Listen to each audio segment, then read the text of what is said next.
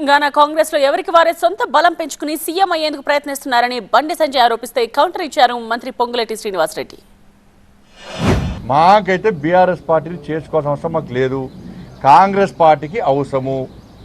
ఎందుకంటే ముఖ్యమంత్రులు కావాలని చెప్పి చాలామంది కలలు కంటున్నారు.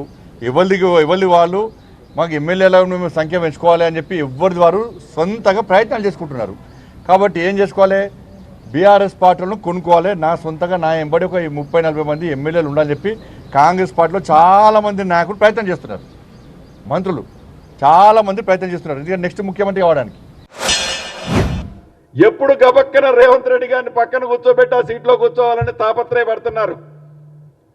లేకపోతే ఏమంటారు, శ్రీనివాసరెడ్డిది, ఉత్తమ్ కుమార్ రెడ్డిది, బట్టి విక్రమార్కది, వీళ్ళందరూ రేవంత్ రెడ్డి గారిని దించి ఏదో కూర్చోవాలి. ఏందది?